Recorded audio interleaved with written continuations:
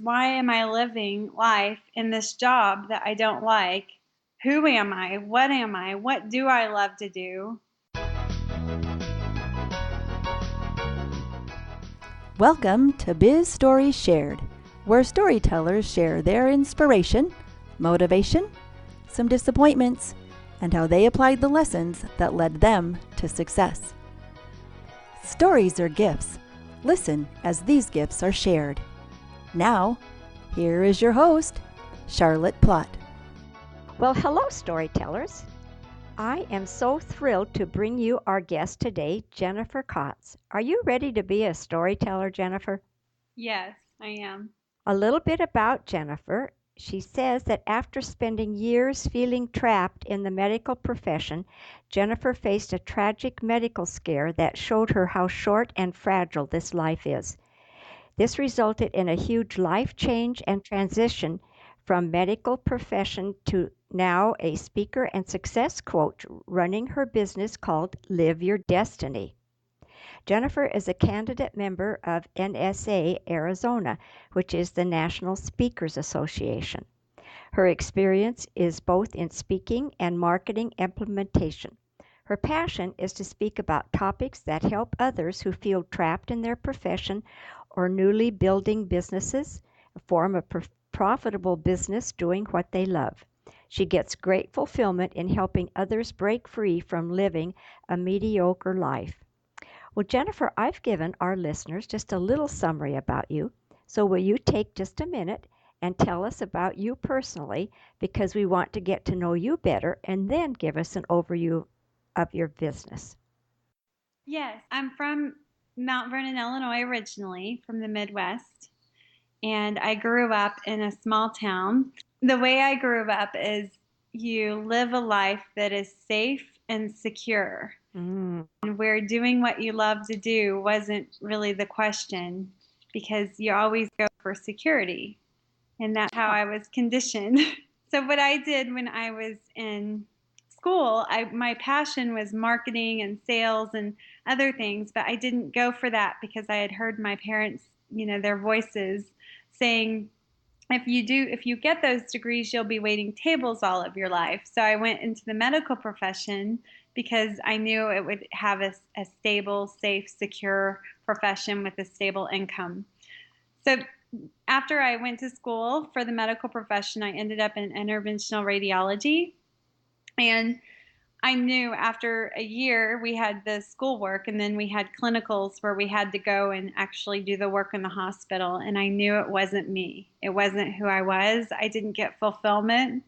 I didn't like it, but yet I didn't really have the belief that we could do what we wanted. I was in the medical profession for 10 years. And I wasn't happy in it. It was just, I was happy on Friday because it was the weekend and sad on Sunday because I had to go back to work. And it was every year I had gone for my well woman. I'm a young person. And this particular year, a couple of years ago, and I'm telling you this because it's how the business got found. Sure. Every year, this particular year, I was actually at the doctor. I had gotten a call. I did my well woman exam, and I had gotten a call from the doctor. And he called me into the office, and he's standing there because there was something wrong with the test results. And he was standing there with a concerned look on his face. And he says, "Have you ever had kidney issues?" And I said, "No, I haven't." He says, "Well, your kidneys aren't filtering. Your filtration rates are low. Your creatinine's high." Well, I knew that that was tragic because I had worked in a kidney dialysis access center in the medical profession. So I knew that once your kidneys aren't filtering, they usually don't come back. Oh, really? Went back to work, so I was on my lunch hour, and we looked at my test numbers and we looked at the scores on, in the office. And the nurse next to me is like, "Jen, you're in level 3 kidney disease. You're one step away from dialysis." Oh, no. I'd always said that if I ever ended up on dialysis, I wouldn't do that. I wouldn't live like that because I see the quality of life and I see how they deteriorate. So I always said I would rather just not do dialysis. So in that moment, being that close statistically through the numbers to dialysis, I didn't have a future, Oh my. no future. And that was the breaking moment that caused me to realize, why am I living life in this job that I don't like? Who am I? What am I? What do I love to do? And I had to kind of go through this transformation. I began doing things I had never done before. I began living life in the moment rather than in the future. Oh, good for you.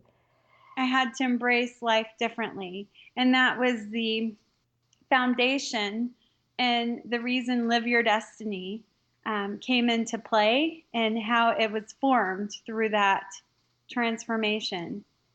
Wow. Well, I can see where that was just such a shock, but you took it and changed your life based on that. So how did you turn your health around? I It was from that period that I was diagnosed with the numbers, and then I went to a specialist, and I got the CT and all of the exams which was a week and a half period. And once they did the exams, I had a kidney stone obstruction Oh my. I had for 3 months, and it was blocking body, and it was the reason I was so tired, and why the reason my kidneys weren't working. So once I went to the hospital and had a procedure done, and they fixed me, everything came back. Oh, However, that moment, that realization, that aha didn't reverse. oh, good for you. I realized how fragile this life is, how short it is, and that's when Live Your Destiny began. Well, what an exciting story. That's an incredible story. And so it was just that darn little kidney stone in there that did that. It was there for 3 months. So they call it hydronephrosis, where your ureter and your kidneys fill with fluid, and then the other kidney compensates. But after 3 months, the other kidney was having a hard time compensating. Oh, for goodness sakes. So we found it in test results. Right. And and they were able to do the procedure then to get rid of the stone, and then your kidneys just took over and got healthy again then. Mm-hmm. Oh my goodness. Body Well, health. thank goodness for that. Well, and what an interesting concept that you had decided. It sounds like you had already previously decided that you were not going to go on dialysis, and so when you got that diagnosis, you said, "Nope, I'm not going to do it. I'm changing my life." Mm-hmm. And you changed it for the healthier and better. Well, yeah, I realized I wasn't going to go on dialysis. So in my mind, there was death. Yes. Realized in that moment how fragile this life is, and how no moment is guaranteed. So many people live for tomorrow, or they live for the future. Mhm. They have these goals and dreams they want to do, and they project them out into someday. And that experience taught me firsthand, experientially, that there is no future. The future is an illusion, because today, I could walk out and die, Right. car wreck, through something. And when we realize how fragile this life is, we begin to actually make the uncomfortable moves that get us, that get us what we want, Right. dream to do. Well, good for you. That is a very incredible story, and I'm glad. And so you're healthy now, and you've got your own new business, and you don't dread the Mondays like you did. No, it's every day is great. Oh, good. Well, that's an awesome story for someone that young as you to have made that realization already, and I know it will just stand you in good stead the rest of your life. I'm happy for you that you came through that okay. Thank you. Good. Well, Jennifer, here at Biz Stories Shared, we start every show off with our guest's favorite quote. Do you have a favorite quote? Yes, it's by Steve Jobs. He says, "We tend to get told that the world is the way it is, and we got to live our lives inside the world and try not to bash into the walls too much. Get a job, have a family, save a little money." Well, that is a very limited life. And once you realize one thing, that the people who created the things of this world are no smarter than you, then you can change it. You can create it. You can make the things of this world that other people can use. And once you realize that, everything changes. End quote. End quote. And so, can you give us an example of how you apply that quote to your everyday life? Yes. We live in this mindset often. Many of us live in this mindset that we just have to do what we want to do and we have to just live and work our jobs. And that quote, experientially, since I started my business, since I've been able to create my reality and transition from working a job into doing what I love to do, where I have freedom, since I've been able to do this, that quote has helped me because it made me realize if other people are doing it, I can do it too. So it's also a message for others. If other people can live the life that they want, have their own business, generate income where they don't have to worry, and they can be speakers or do whatever they want, then they know that they can too. So it's that internal shift that I don't have to live inside of this, I call it a box of mediocrity, where you just have to live within the societal conditioning of having a job that you might not be happy in, but yet you can live and create your life and create something can use and bring value to others' lives and also have the freedom to live your dream. Well, that's very inspirational. I can tell you really do believe in that quote and in what you're doing. I can just tell with the sound of your voice and the expressions on your face that that's really where you are right now. Good for you. Thank you. Well, Jennifer, you shared the many facets of your life being in business and teaching and helping, and along the way, you might have had some failures. So now I want to ask you to tell us one of the times that you just didn't get the results that you set out to achieve. You failed. Would you tell us that story and the lessons that you learned? Yeah, I think that there's no such thing as failure because everything that you do in your action, you learn from. So even when you have the failures, like when I first started what I'm doing now, and I got a lot of rejection because I didn't have the confidence yet, because that comes with time. I really wasn't failing, even though I would come home and be so frustrated. Oh, I had another appointment, and those people think I'm silly or, whatever. You say your dream, and they look at you like you're crazy, and you feel like you're failing at the time. However, those experiences of rejection and hard times bring you to where you are. And all of that action is cumulative. And those hard times really bring the fruits. So once you see it like that, there is no such thing as failure. If I look at failure in another way, the failure would be being in the job, stagnant and inertia, and not doing anything about it, right? So failure could be inaction. True. That's That's what true. that's what I think. Yes, and I agree with you on the failure the way you explained it. I think that it there's no failure unless you don't keep going back and making appointments and keep going back, and even though you get rejection, as long as you're keeping up, you keep trying again and setting one foot in front of the other, then what the rejection isn't a failure. It's a failure when you don't keep going. It's true. Yeah, so thank you for opening up and sharing that story. Sometimes it's hard to relive those painful moments, but the review reminds us to accept failure as merely a chance to learn, and it helps us to move forward. Well, what I want to do now, Jennifer, is go to the other end of the spectrum. Let's talk about the time in your journey when you had an aha moment, when you became aware of the new path that you wanted to travel. We heard a little bit about it in your intro, but you might be able to take us to that moment right when you had that light bulb go off and take us through the steps that you took to turn that idea into success. So after that happened with the kidney thing, I started to attract people who were entrepreneurs, people who were psychologically free because I had become free inside my mind. So when I drew these people to me, the first guy I met was Mark, and he owns his own doggy business.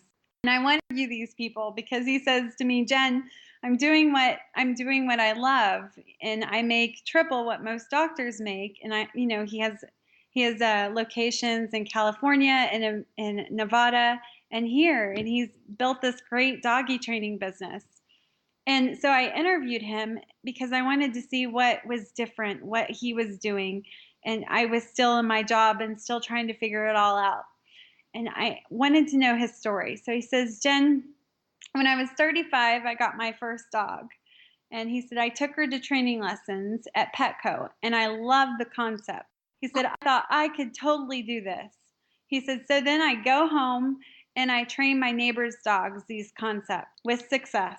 He says, so a week later, after this, I put up this sign. It says, dog training with my phone number. Put it on a busy intersection right by my house. And he says, Jen, I got 30 phone calls that first month. And he says, I've been training dogs ever since. And I said, this was my big aha. I said, Mark, weren't you scared? You didn't even know what you were doing. I mean, how could you just decided you were going to do it, and you did it. And now look at you. And he says, Jen, you have to be comfortable with the uncomfortable. Successful people get out of their comfort zones. And that was the moment where I'm like, the aha clicked. And I put my first workshop on at the Clubhouse Apartments. Before I did a workshop, I had never done public speaking, and the manager marketed it for me because she loved me. She like email campaign, and she posted all the flyers, and I had 7 people. And before that workshop, I felt like I was going to be nauseous. I was so nervous and so scared. I kept Mark's words. You have to be comfortable with the uncomfortable. And I did that workshop, and I got my first client over a year ago now. And I haven't looked back since. Oh, how exciting. Those real life experiences help us to take the lessons that we've learned and you applied them to other facets in your life and your business. And good for you for being brave enough to step out and do a workshop and invite people to come, get clients from that, and never look back. Yeah. That's fun. Well, Jennifer, I'm going to ask you to bring us to the present time and share your proudest entrepreneurial moment. I guess just helping people every day. Just what I do. I don't think I really talked about what I do. Okay. I help people transition from jobs that they don't like to doing businesses they love. And so many people have gone from coaching program to coaching program, and they haven't had anything tangible. They haven't learned how to generate income. They haven't learned how to write emotive copy that brings people to you, that will spark attention. They haven't done, some of the tangible things that get people to where they want to go, and map out the course and the goals and the outcomes that you want, and then the action steps and schedule to get them there. So what I do is I make it easy for entrepreneurs. I give them the roadmap from point A to point B, and I watch them grow and become business owners. And there's nothing more rewarding than to work with somebody a month, and then the next month they get 6 clients in 1 month. Oh my goodness. It's because we followed a plan. We had a roadmap, and we did it together, because I'm a big believer in hands-on, and who I work with very passionately and very closely with. So I guess it's the man I helped earlier this morning and the woman I helped this afternoon, just planning their businesses and seeing that they now have hope, they now have direction, and seeing them get it done and make it happen. That's rewarding. I can believe that would be a very proud entrepreneurial moment for you to watch them follow the plans that you're showing them, and then they make it happen. That is exciting. Well, thank you for sharing that entrepreneurial moment. And remember to build some celebration into your life when you have those proud moments. Yeah, thank you. Well, Jennifer, your expertise and dedication, it really does help people. And Our audiences, they want to hear the stories like yours, how you are growing and making your business a success. So, can you tell us one thing that is really exciting you in your business right now? I think just seeing the people do really great things. So I have one person who's getting speaking opportunities and she's taking that route. I have a guy who's on his way. My website is starting to come together. The vision and is starting to really show itself. Like I've been doing the work and coaching people without the website, but my vision of what I'm externalizing and living is starting to come out on, on a website. The design is looking really good. But also, I guess just every time I work with people, it's not work because it's fun and I'm helping. So I think every single person I help it's exciting. I get an adrenaline rush off of watching people grow and helping them and giving them simple things, that help them get business. And their success then is your success. It is, and it feels that way. So when I help people and this happens, it feels like it's me. And so I get very excited because it is that. I guess that's the excitement is that I know what it was like when I was going through this, trying to transition from Right. my job to what I was doing now. I had struggled and learned a lot of things the hard way. And I thought if only I could just teach people the simple, what I've already learned so they don't have to go through it too. Well, that's really wonderful that you're taking those experiences that you had personally and then you translating them into an easier way for your clients to reach the success that you have. That's a wonderful transition and use of your knowledge and experiences. Good for you. Thank you. Well, Jennifer, what's the best business advice you've ever received? Best business advice. So, the best business advice I think would be to get comfortable with the uncomfortable we talked about earlier, but also that there is no such thing as failure. Also, that when you do want to help people, you build value and you solve problems. And once you solve problems, you can, your opportunity for business is limitless. If you can take someone's issue and solve it and make it better, there's limitless opportunities. So I guess I had three. That's so good. And once that really clicked, though, the limitless opportunities, because we think when we have something, we think about we want to sell it. We think of the exchange that society puts on business, but we're not here to sell anything. We're here to help people and to solve problems. So once it really clicked in my mind, I'm not here to sell anybody anything. I'm here to solve a problem and help people. Then I started getting clients. Everything's unfolded for me. My business it just changed. So I think that realization, that business advice is key to success. Oh, that is incredible. That's very wise. Very wise. When we help other people, we can't help but be a success ourselves. Yeah, that's so true. What is the vision of the future for your business? Live your destiny. Right now, I'm coaching one-on-ones and I'm starting group programs. However, the long-term vision is having a one-stop shop entrepreneurial center. Oh, really? Yeah, to where entrepreneurs can go for everything. If they want to, there's a class where they have their documents, someone guiding them with their documents and which routes they should go. They have a class for accounting for a small business. They have a class for marketing. They have a class for transition, whatever. I just want a one-stop shop, even as social media marketing, a one-stop shop foundation for purpose-based businesses for social change.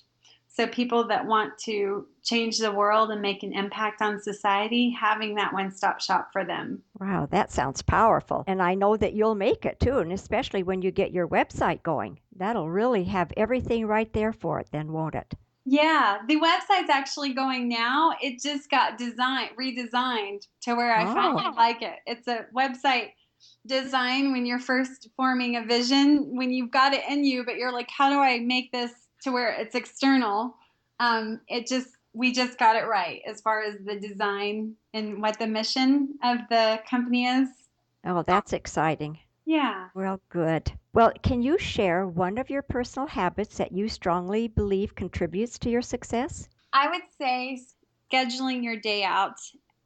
So whatever you want to accomplish that week, whether it's you want more appointments or you want more, more business, or you need to get your website done or whatever articles, to schedule it out in blocks every day to where you get all of your goals accomplished. Because if you consistently do that every day, you get everything done. And the more you get done, the more momentum, the more success you'll have in your business. That really is true. When you've got that momentum going, it's easier to keep it going than it is if you stop and then try and get the momentum going again, isn't it? And without a schedule, without putting in times to do things, we often don't accomplish them. True. To create a schedule every day has catapulted my business. And Do you have an internet resource which helps your efficiency to share with our listeners, like an Evernote or an app? no, I don't. I actually do it by hand on a calendar. I'm a bit old fashioned. No. But what I do is I have a FreshBooks. I do the online accounting called FreshBooks, Mm-hmm. and it organizes everything as far as my invoicing. It makes it very easy. So I do recommend FreshBooks. FreshBooks. Okay. And then I have a CRM system that I use called Insightly. And I'm not very much of a technical person, but it is easy, user friendly for someone who isn't very technical. Well, that always helps when it's user friendly. And how do you spell that? Insightly, Insightly.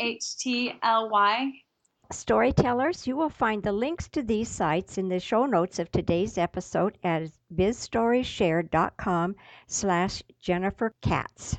Yes. Would you describe for me who are perfect referrals for your business? People that the listeners know who might benefit from doing business with you. Yes, people who feel like they're plowing through a field and they have no way where to go when it comes to starting their business. You often hear them say, I want to start my business, but I don't know where to start. Ah, yes. People who feel trapped. I feel trapped in my job and I want to get out, but I don't know how. Okay. Those are the key words. Also, startup businesses, people that are new and they're starting up and they often say, I wish I could get more clients, but I'm not sure I know how. Okay, well, those are very good examples. Thank you for that. Well, Jennifer, if you could recommend just one book to our listeners, what would it be? I would say Networking Like a Pro Okay. is one of the ones that I'm enjoying. And the reason I say that one is because networking is a process. It's something that doesn't happen overnight. And they often refer to it in this book as farming. Oh, And I have a sales background and I'm used to a hunting mentality. So I've been networking and I'm like, I'm not sure how this works. So I recommend that book, Networking Like a Pro, because it teaches the foundation of building relationships and business partnerships and how important that is, and how to, come across and to serve and to help others first. It's just a really great, insightful book. And it also, when you network for months and months and you're getting a little result but not much, it also makes it make sense of, why my networking isn't, how it really works and why it's not getting the results. Because networking is a lot like farming. You plant the seeds and you build these great relationships, and then the seeds grow fruits later. And sometimes it takes 6 months to a year for those fruits to grow. So that's been my biggest book that I think I've gotten a lot of value from. week or two. I read books all the time, so that's a bit of a loaded question. But that's the most recent one. Well, you gave a very good example when you compared networking to farming. That it really is that way, and people have to the what's used now is they have to know, like, and trust us before they want to do business with us. And I'd say you are definitely on the right track. Thank you. Jennifer, I have truly enjoyed listening to your journey and the stories that you shared.